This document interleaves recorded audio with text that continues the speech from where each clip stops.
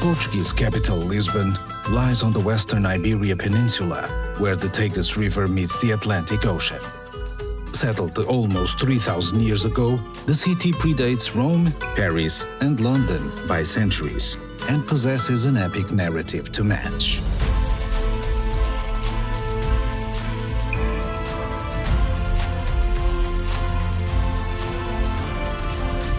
From its early days as a Phoenician outpost to its expansion into a 16th century trading giant, from the Great Earthquake of 1755 to its glorious reconstruction, Lisbon has long been a city of shifting fortunes. For much of the 20th century, the city floundered, but the winds of fate have again shifted in Lisbon's favor. No longer a place of faded glory, 21st century Lisbon is again a place of possibilities. This is a city whose journey has forever been tied to the sea. So it's not surprising that many of her most important landmarks can be found along the waterfront. Rising from the banks of the Tagus River, the fortified elegance of the Torre de Belém stands as a reminder of Portuguese prestige and power in days of old. Just upriver rises the Monument of the Discoveries, which celebrates the nation's most revered seafarers, such as Prince Henry the Navigator, Vasco da Gama, and Ferdinand Magellan.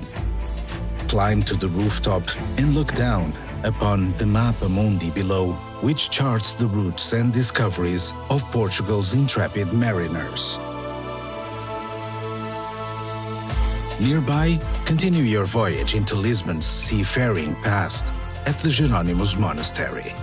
Vasco da Gama spent his last night in prayer on this site before departing on his epic voyage to the Orient in 1497. The vast monastery that stands today was funded by the incredible wealth that da Gama's spice route brought to the city. This vast monastery complex is also home to the city's Maritime Museum, which preserves relics from Portugal's golden age of sail.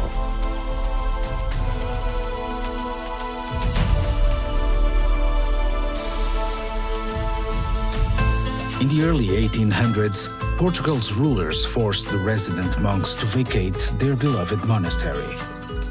Destitute, the monks sold a prized possession, their secret egg tart recipe. 5 generations later, the neighboring Belém patisserie serves over 20,000 pastéis de nata to sweet-toothed devotees each day.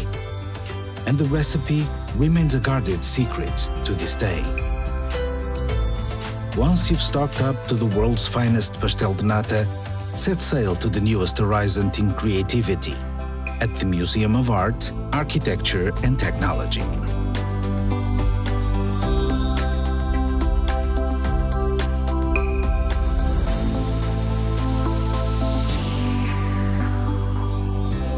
Further upriver, the Portuguese love of the sea continues at the city's acclaimed Oceanário, where hundreds of species glide by in a celebration of a global ocean.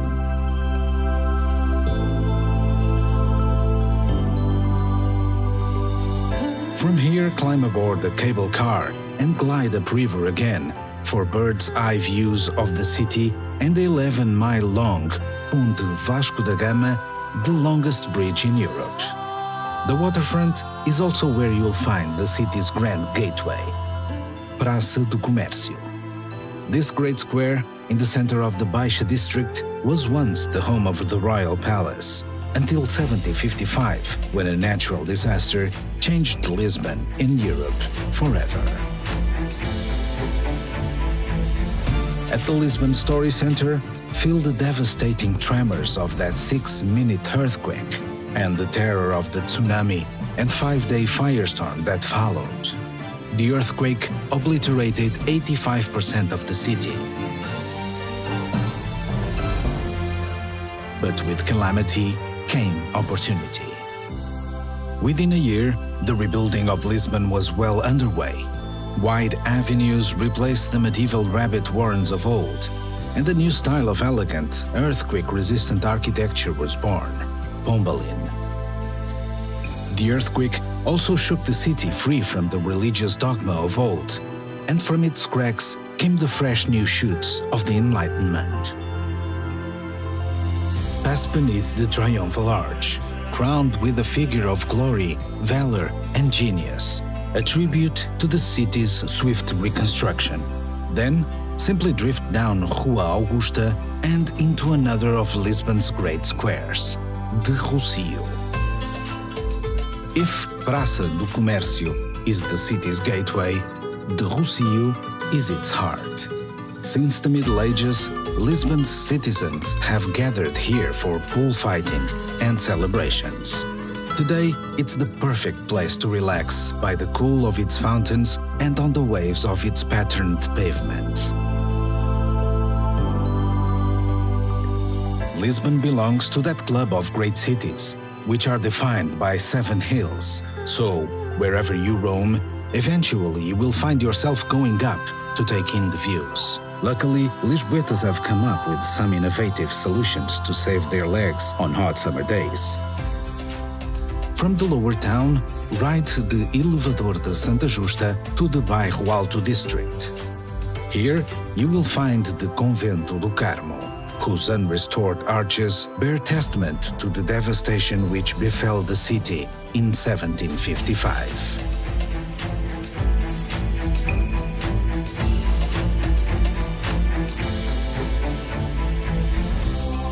Climb aboard Tram 28, which passes some of the city's most iconic sites. Then, from Portas do Sol, make the climb to Castle of St. George. From high on the battlements of this 11th century Moorish citadel, the red-tiled roofs of Lisbon spread out before you, stepping down to the lower town and the blue Tagus beyond.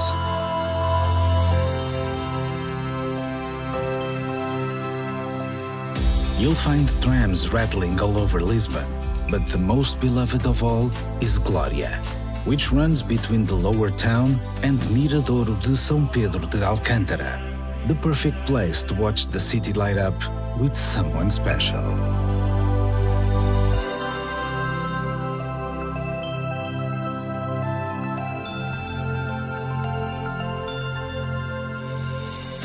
Although the great earthquake reduced much of Lisbon to rubble and ash, the ancient suburb of Alfama was spared.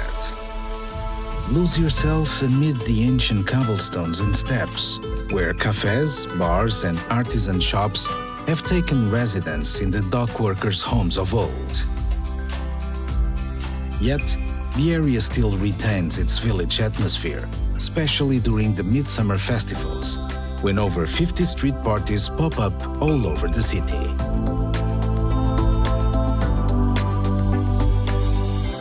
The Alfama is home to the Romanesque towers of Lisbon's cathedral, whose walls date back to the Second Crusade, when the city was liberated from the Moors.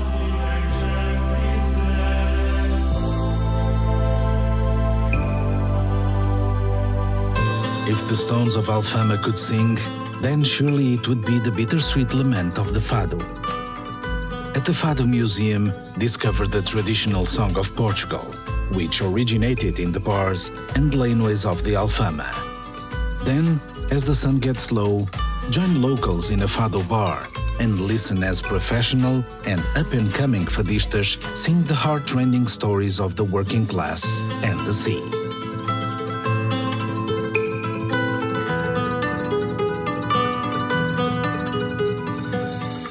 Lisbon's walls may not sing, but the tiles which adorn them possess a music of their own. First introduced by the Arabs, over the centuries the Portuguese have made the art of azulejo their own. Housed in a former convent, the National Azulejo Museum celebrates the evolution of Portugal's tilecraft across the centuries, from the biblical tales of old to the new frontiers of tile design.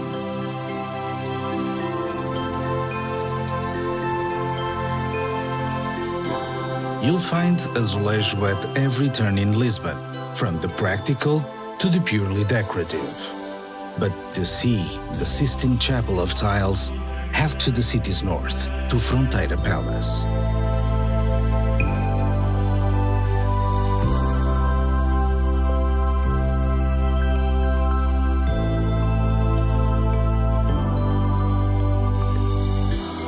Just to the east, at the Calouste Gulbenkian Museum, you'll find another of the world's great collections.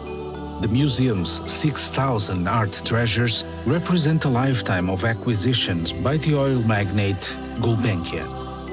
Lisbon's love of creativity isn't just confined to her galleries.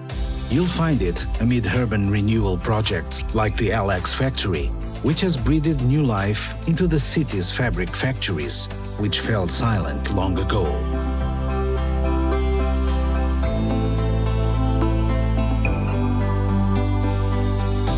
You'll find creativity on the communal tables of the Mercado da Ribeira, where some of the city's most innovative chefs and brewers reinterpret age-old traditions.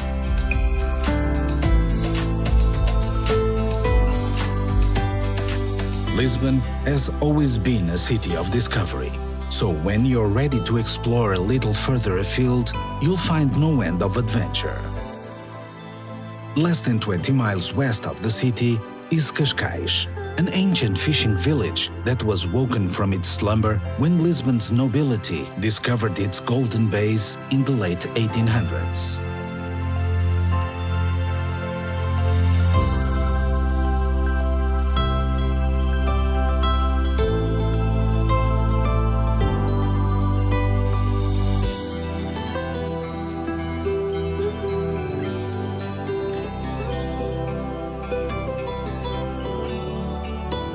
Another playground for Portugal's monarchs was Sintra, the home of the Summer Palace.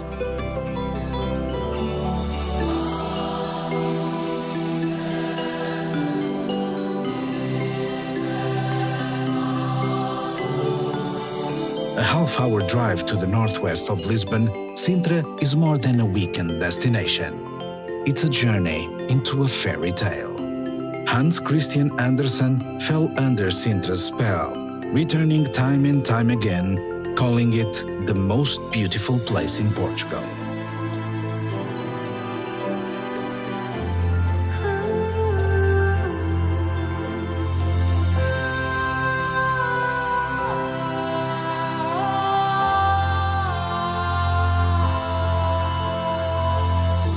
From Sintra, it's just a short drive to the incredible coastline of the Sintra-Cascais Natural Park.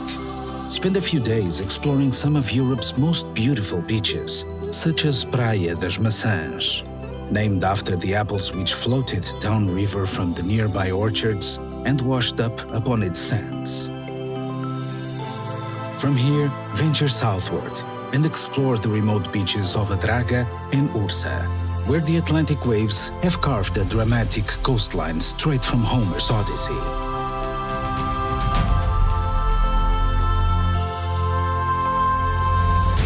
At Cape Roca, stand upon the cliff top, which until the 14th century was considered the end of the world. Here, on the westernmost point in mainland Europe, 400 feet above the pounding Atlantic, it's easy to understand how Lisbon's seafarers were drawn to see what lay over those far horizons. Yet, no matter what wonders they saw, what riches they found, they always yearned to return to their city, Lisbon, the Queen of the Sea.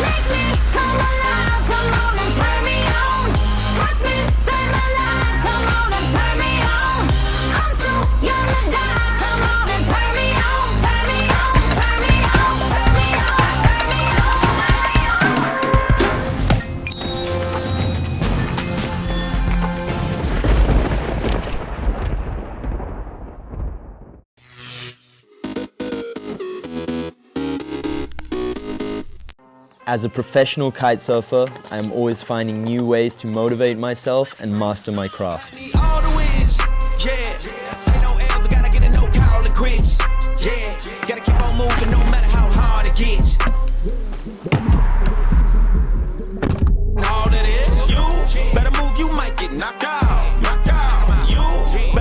To perform at the highest level, being in the right state of mind before getting out on the water is extremely important. In my own headspace and fully focused.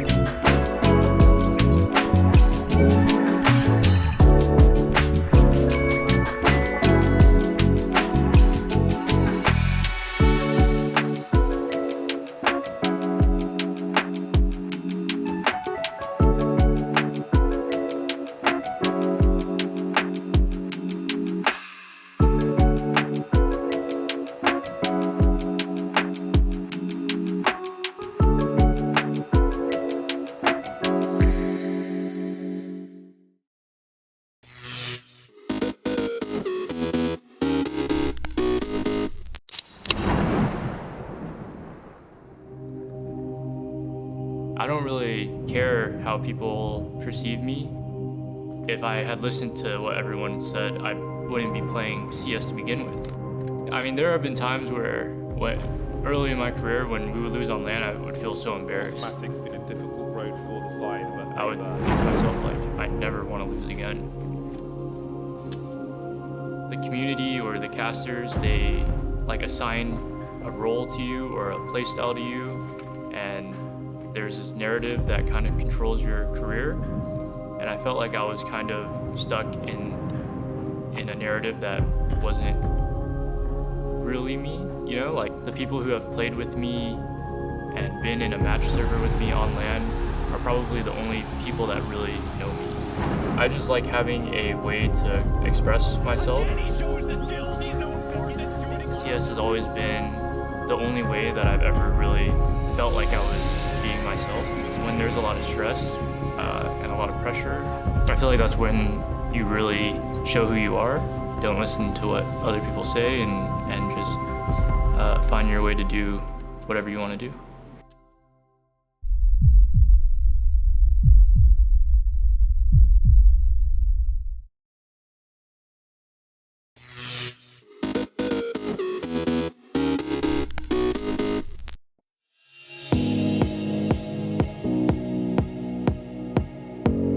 Everyone at Jaguar Land Rover is massively proud to be a platinum partner for the Queen's Jubilee pageant. Well, we've had this incredible relationship with the royal family, holding royal warrants, and we've got this amazing collection of both early Land Rovers, including the very first Land Rover unveiled at the 1948 Amsterdam show. We've got two of the Queen's beloved Land Rover Defenders, selection of cars from the Bond films, amazing fleet of classic Jaguars. We're delighted to announce that we're gifting a brand new Defender 130 to Her Majesty the Queen to commemorate her 70 years of tireless service to the British people. And this is going straight to the British Red Cross to be used in disaster zones around the world and around the UK as required. Well, the donation of the Defender is absolutely huge, and it represents everything about the partnership over the last 65 or so years with Land Rover, but also it comes at that time with the Jubilee that says so much about our relationship with the Queen, who has been our patron since she ascended to the throne in 1952. Land Rover has supported the British Red Cross in supplying us with over 167 Land Rovers to support with the global pandemic of COVID-19. This has helped us reach people in rural communities and also people that have been affected by the virus itself. Well, everyone at Jaguar Land Rover is just so proud to be associated with such a historic event with over 5,000 artists and performers. We've got this incredible fleet of cars, and if you look really closely, you might see some really familiar faces behind the wheel.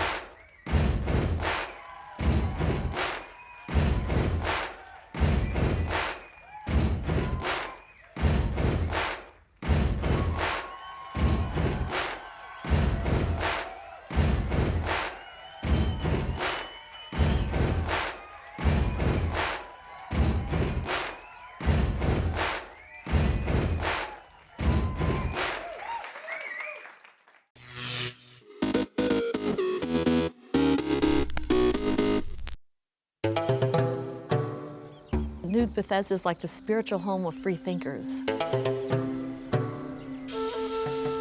It's a sort of vast landscape that's almost biblical in magnitude. The harshness of it makes you a much more thoughtful and spiritual person. It's almost an oasis for people who are innovative in their thinking. Because to survive on such a land means you have to be stronger. You have to look for answers in non-traditional ways. This seems to be a place that is a magnet for people who want to express themselves, and makes it a visually interesting place to be as a photographer. To my friends in America, if they wanted to find an area that was quirky, warm, creative, and in the middle of a fantastic land, I would say come to New Bethesda, because that's where they would find it all together in one small, wonderful place.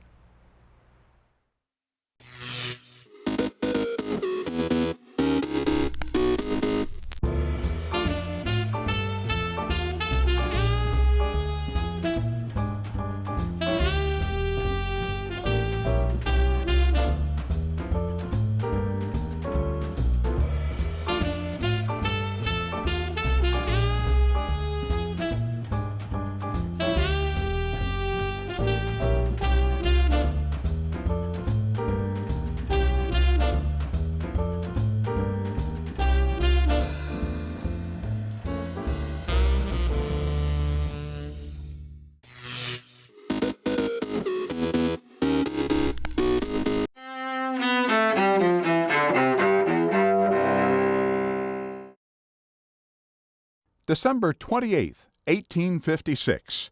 We stand in the presence of an awakened nation. Plainly, it is a new age. President Woodrow Wilson, who led the United States during World War I, is born in Virginia. Wilson tried, yet failed after the war to persuade the U.S. to join the League of Nations, the forerunner of the United Nations. Also born on this day, actor Denzel Washington. 1832, John C. Calhoun becomes the first vice president of the United States to resign. Calhoun steps down over his political differences with President Andrew Jackson. 1973, the first parts of Alexander Solzhenitsyn's work, Gulag Archipelago, an expose of the Soviet prison system, are published in Paris. Solzhenitsyn is later arrested and charged with treason in the Soviet Union for his work, then sent into exile. 1944.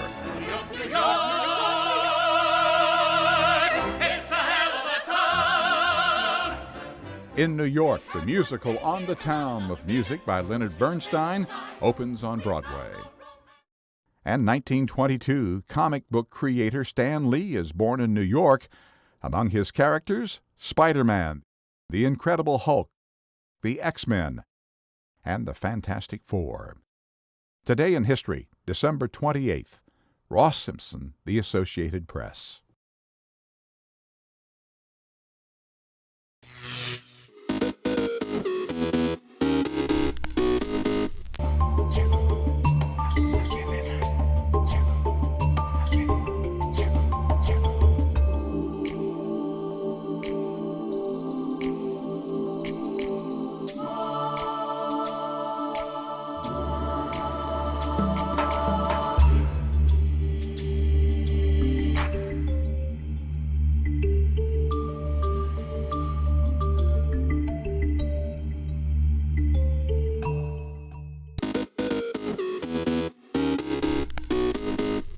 Welcome back in our studio, and in today's news,